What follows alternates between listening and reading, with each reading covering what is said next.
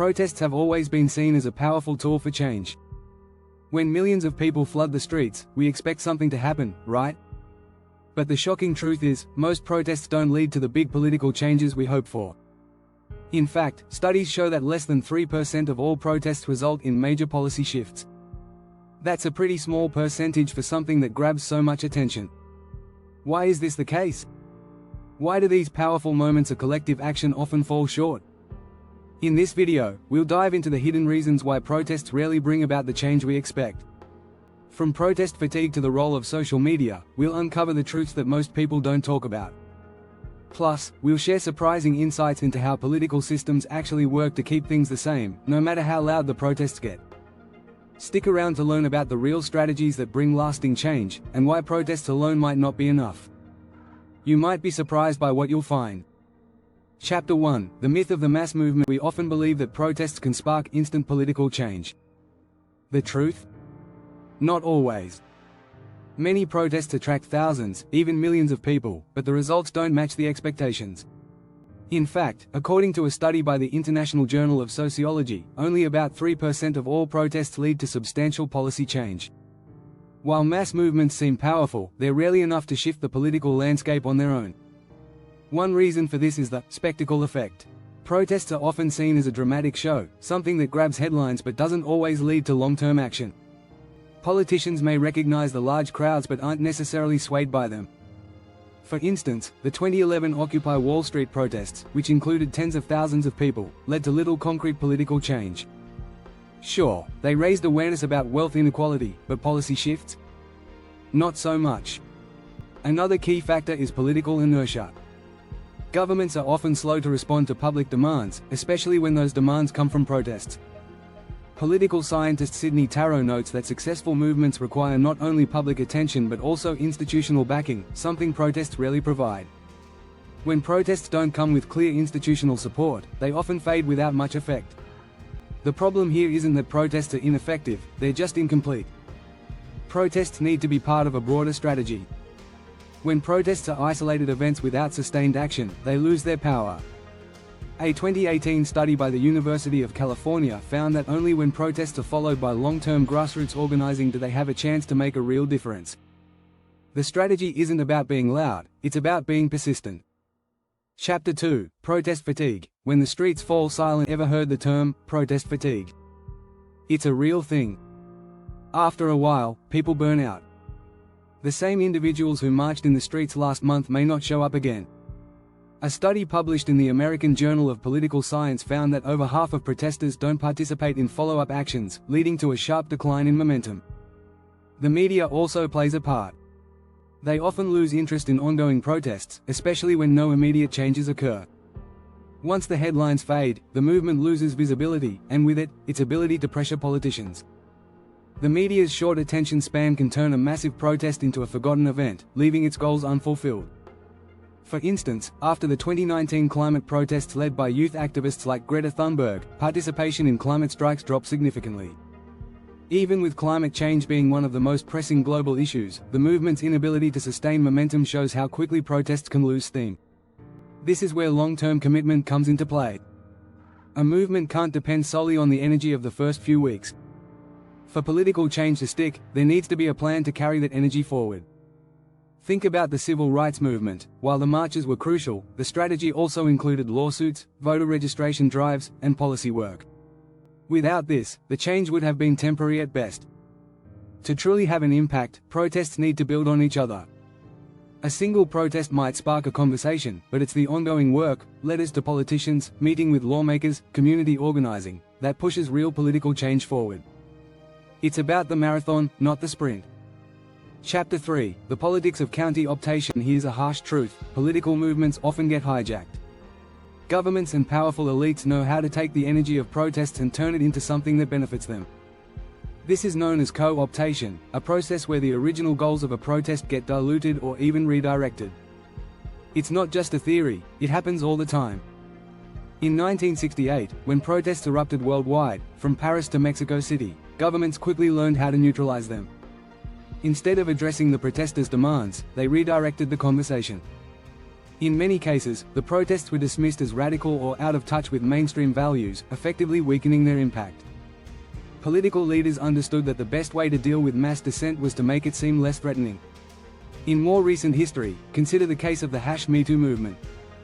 What started as a bold push for accountability against sexual harassment and assault eventually saw large corporations and politicians adopting safe language to seem supportive without actually changing their policies. According to a study by the American Sociological Review, counter-optation of social movements often leads to watered-down results and shifts the focus away from systemic change. Even when movements like Black Lives Matter draw massive attention, counter-optation often reduces their effectiveness.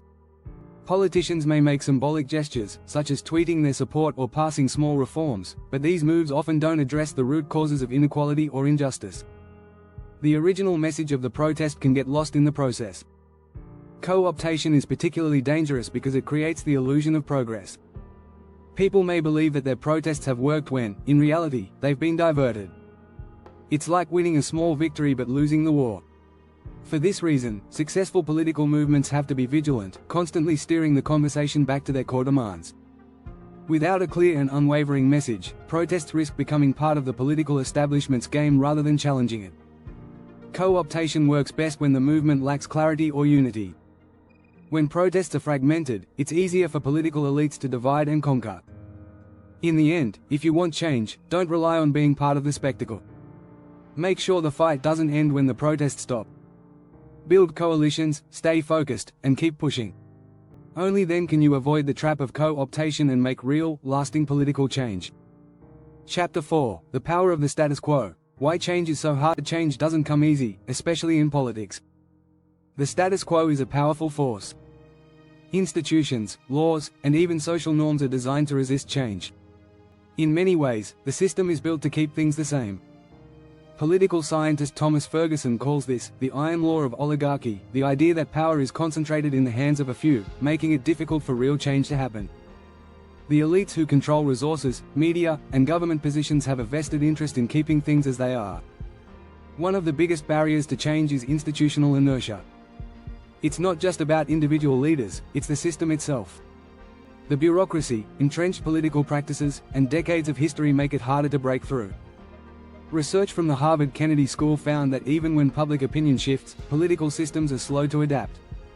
For example, even after the 2015 Paris Agreement on climate change, many governments still struggled to implement meaningful environmental policies.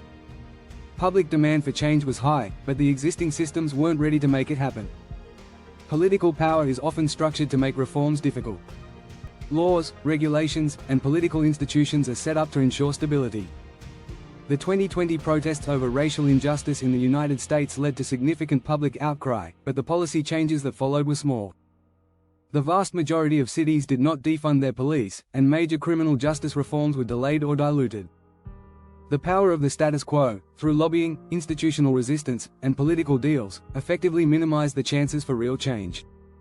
Additionally, political elites use tactics like divide and conquer.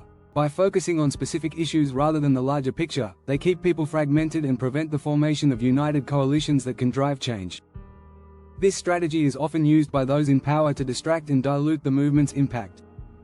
It's why many protests focus on one issue, and then quickly lose steam once that issue is co-opted or addressed. To break through the status quo, movements need a long-term strategy. It's not just about protests, it's about leveraging pressure in different ways. Successful movements often focus on electoral politics, organizing local campaigns, and forming alliances with like-minded groups. According to A People's History of the United States by Howard Zinn, movements like the Civil Rights Movement didn't just focus on marches, they combined protests with voter registration drives and legal challenges. The work was not glamorous, but it was effective.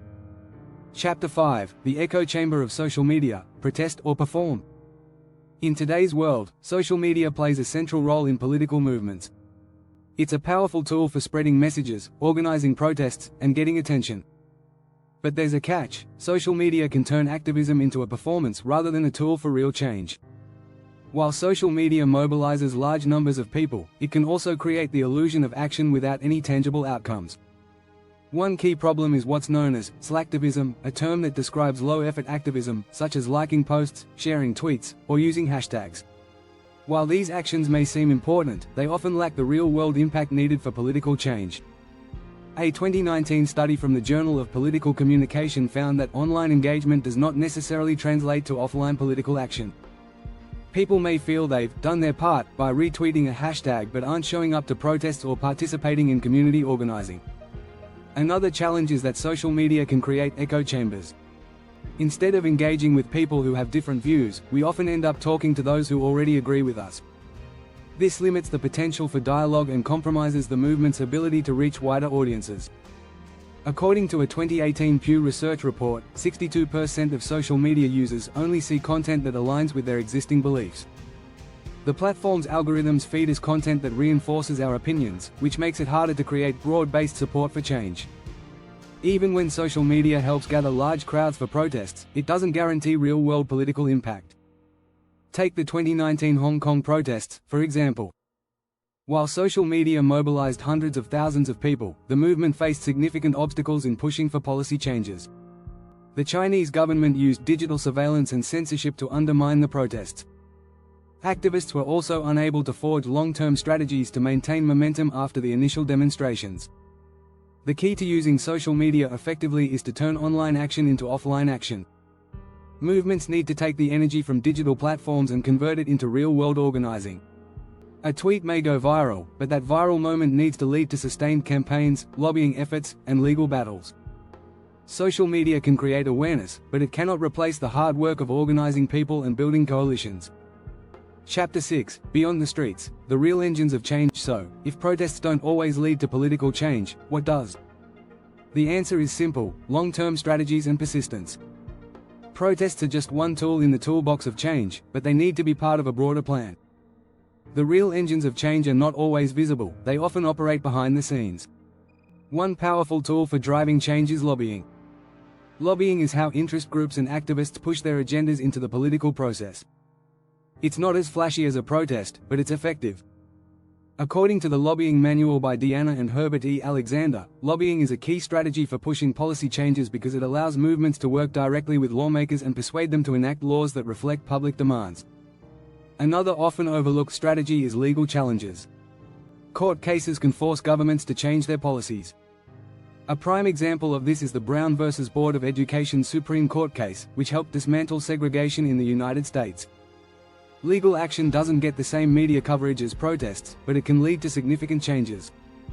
In fact, much of the civil rights movement's success came from strategic lawsuits that challenged discriminatory laws. Grassroots organizing is also crucial.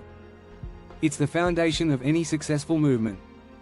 Organizing involves more than just turning out crowds for protests, it's about building a network of dedicated individuals who are willing to keep fighting, even when the protests end. One of the best examples of this is the United Farm Workers movement led by Cesar Chavez. While marches and strikes brought attention to the cause, it was the years of organizing at the grassroots level that ultimately led to major victories for farm workers. And then there's electoral politics. While protests can bring attention to an issue, it's political candidates who can actually change laws. Movements like the women's suffrage movement didn't just protest, they also worked hard to get women elected to office. In today's world, we see similar strategies with movements pushing for electoral reform or climate change legislation. Political candidates who support the movement's goals can help shift the system from within. The key to making real change is strategy, persistence, and patience. Protests may make headlines, but long-term success comes from a multifaceted approach. Whether it's through lobbying, legal action, grassroots organizing, or working within the political system, real change takes time and a lot of hard work. Protests may get the ball rolling, but it's the sustained effort that keeps it moving. If you found this information insightful, don't forget to subscribe and click the bell icon to get notifications for more videos on political movements and change strategies. Stay tuned for more in-depth analyses on how change really happens.